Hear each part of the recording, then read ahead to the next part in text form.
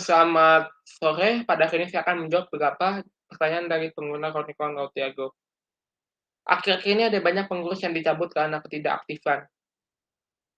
Nah, apakah menurut Anda kebijakan pencabutan status pengurus sudah tepat untuk mencabut pengurus yang sudah lama tidak aktif? Jelaskan alasannya mengapa.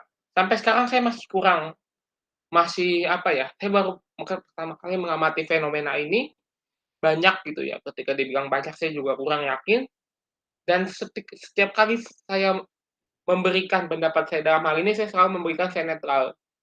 Secara umum saya sepertinya netral, saya masih kurang paham mengapa ini ada, maka dari ini saya belum bisa memberikan alasan mengapa bagi saya ini aktif atau tidak aktif, karena saya masih kurang memahami persoalan di balik ketidakaktifan ini. Yang kedua, sistem pending change protection saat ini sudah diterapkan di BBI menggantikan fitur validasi artikel sebelumnya. Apakah fitur tersebut cukup efektif dalam memerangi vandalisme? Jika tidak, jelaskan alasannya. Ya, ini juga bagian dari persoalan saya. Validasi artikel itu mengasumsikan bahwa semua pengguna di luar editor dan di luar pengguna di luar editor dan di luar pengurus adalah pengguna jahat gitu, bahwa tujuan mereka hanyalah merusak. Jadi bagi saya validasi artikel ini, eee, cukup apa ya, kesannya ada seperti mengesankan saya tidak percaya semua orang selain diri saya dan teman saya, begitu.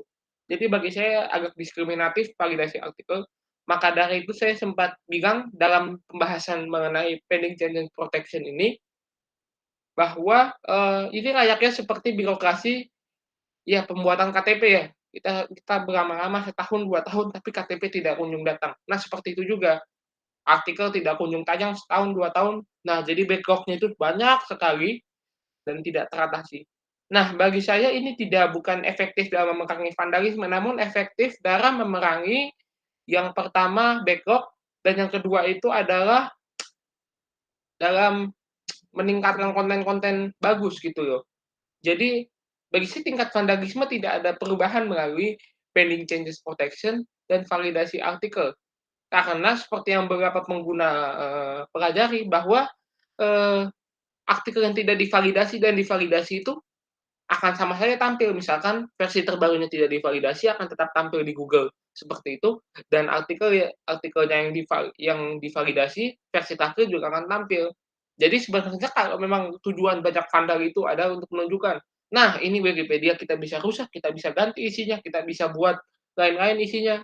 Dia kan tujuannya adalah untuk menampilkannya di Google, di khalayak ramai. Jadi validasi artikel ini tidak sangat efektif menjaganya. Dan bagi saya ini bukannya dibilang efektif ya, namun tidak ada perbedaan tingkatan, memang begitulah jadinya, tidak apa, ya tidak ada perubahan gitu loh. Tujuan tujuan vandal-vandal itu untuk mengubah konten apa yang ada di dalam Wikipedia yang bisa dilihat dari Google itu tetap sama. Jadi misalkan mereka memvandal, misalkan mereka mengubah satu kalimat jadi kalimat lain, misalkan dari A jadi B. Dalam fitur validasi artikel ini B ini tetap nampak di Google, sedangkan dalam pending changes protection, B ini juga tetap nampak di Google. Jadi tidak ada perubahan sama sekali dalam memerangi vandalisme setelah penerapan pending changes protection ini. Nah, bagaimana cara Anda menyelesaikan konflik dengan pengguna lain? Ini tergantung konflik apa ya. Kalau saya sebisa mungkin, melibatkan saya kalau misalkan pun terpaksa one by one, alias satu lawan satu, saya sebisa mungkin, baik, berbicara dengan baik, dan ya kalau memang saya sudah tidak setuju, saya akan mendiamkan, apalagi terutama dengan pengurus. Saya akan meninggalkan, dan ya saya tidak akan berlama-lama, saya tidak akan menghabiskan waktu dia, dan saya pun juga tidak akan menghabiskan waktu saya. Dan yang kedua, kalau misalkan saya tidak paham mengenai satu hal di dalam di dalam dalam konflik, misalkan apa yang dibicarakan, itu dulu saya juga pernah mengalami ya, eee, konflik mengenai hak cipta, biasanya akan mengundang beberapa yang mungkin yang ahli ya, yang menanyakan terkait dengan hal tersebut. Seperti dulu yang konflik hak cipta itu David Wadi dan juga Hilman satu pengguna lain sepertinya namanya Hilman Fatoni, saya juga kurang ingat. Nah, itu dia membantu saya menyelesaikan konflik dan akhirnya saya merasa, "Oh, ini tidak bisa diselesaikan, baiklah terima kasih pengurus, para pengguna yang sudah membantu saya, mari kita tutup ini." Sudah tutup, tidak ada masalah, begitu. Terkadang kita harus bisa menerima apa yang kita nyatakan salah, apa yang orang lain nyatakan benar, dan ataupun sebaliknya. Jadi sebisa mungkin kita jangan menyelesaikan dengan sendirian saja, karena itu kemungkinan bisa menimbulkan apa, penyalahgunaan kekuasaan, apalagi kalau berhadapan dengan pengurus. Kalau sudah berhadapan dengan pengurus, dulu saya punya apa ya, pengurus-pengurus tertentu yang bagi saya ini tidak bisa berkomunikasi gitu. Susah berkomunikasi dengan dia karena banyak pesan di halaman pembicaraan dia tapi tidak dijawab. Kalau saya menghadapi seperti ini ya, saya tinggalkan saja. Ngapain sih buang-buang waktu dia, begitu loh. Yang keempat, Anda menyikapi kasus vandalisme dan PJP terjadi akhir-akhir ini, terutama banyaknya informasi palsu di artikel-artikel bertopik pertelevisian. Bagi saya memang vandalisme dan PJP ini bukan satu hal yang mudah, karena kita perlu mendefinisikan dulu apa ini vandalisme, apa ini PJP.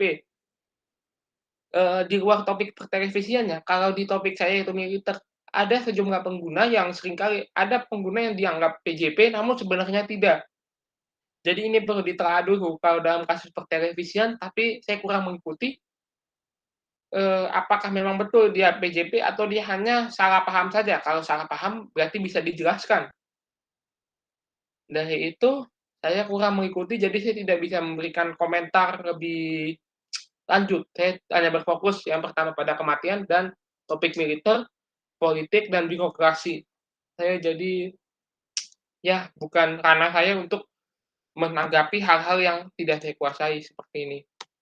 Apa pandangan Anda mengenai artikel-artikel perusahaan kecil dan juga kontribusi di Wikipedia? Lebih saya rasa ini lebih baik kalau dibalik ya, jadi saya akan menjawab kontribusi berbayar terlebih dahulu. Nah, kontribusi berbayar ini baik dan ada yang buruk. Ya seperti yang kita tahu saja terkadang secara tidak langsung kalau misalkan kita pembuatan, hibah hibah dari hibah WMID, misalkan pembuatan artikel ya itu memang kontribusi berbayar. Karena pengguna membuat artikel dengan insentif uang begitu loh, misalkan bukan dengan uang ya, pulsa atau bantuan buku itu suatu insentif dan itu sebenarnya kontribusi berbayar, maka itu kita bisa kategorikan baik. Yang kedua pun ada beberapa lembaga yang kita, kerjasama seperti TNI AU, ada Pak Misdianto ya, Pak Misdianto dan juga, eee, apalagi ya, kedutaan. Itu kan berapa kali kita kerjasama terkait dengan apa ya, mmm,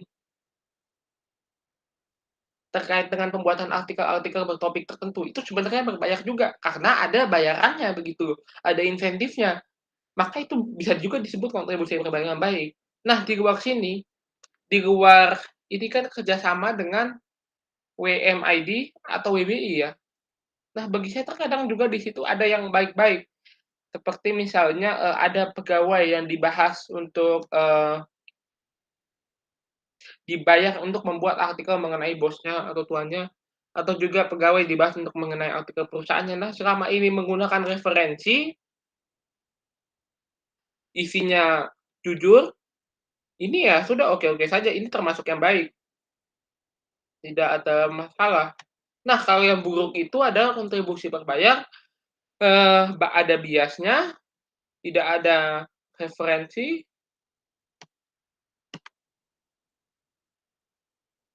dan tidak tidak ikut kaidah.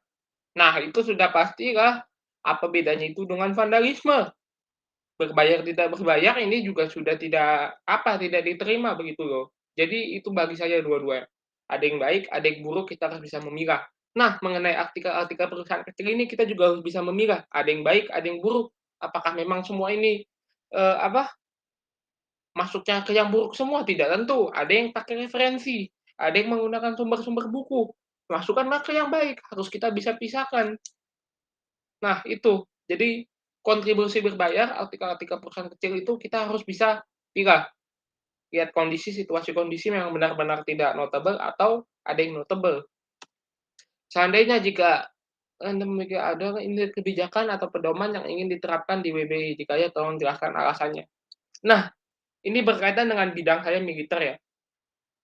Seringkali saya temukan bahwa banyak artikel di sini, tidak ada referensi, dan tidak ada hanya berupa list. Itu sebenarnya tidak masalah, cuman yang jadi masalah itu adalah referensi, ketiadaan referensinya. Ini bentuk yang umum, ada pembuka, ada list, dan ada juga yang bersifat kalimat-kalimat. Nah, ini yang direkomendasikan, namun kebanyakan dalam bentuk ini. Ya, ini tidak apa, asalkan kita ada panduan bagaimana yang mengatur bagaimana cara pembuatan ini. Karena terkadang tanggal-tanggalnya tidak standar, terus, kurang ada referensi, dan adapun gini, kita harus tahu bahwa di militer ada 2 tahun ya, SK dan pelantikan. Nah, banyak orang-orang yang salah mengira bahwa SK inilah yang menandakan mulainya tanggal jabatan seseorang.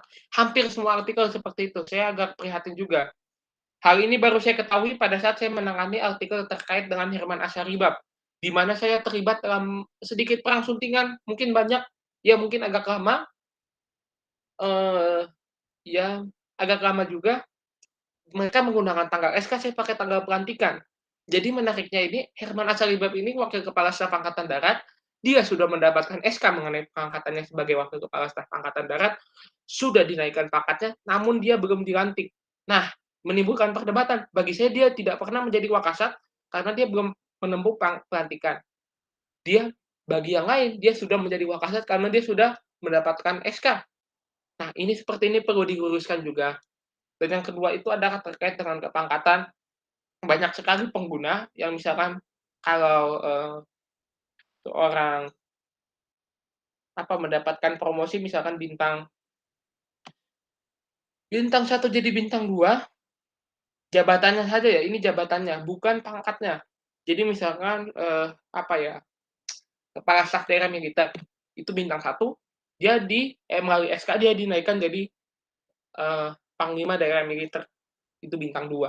Namun dia belum dapat kenaikan pangkat.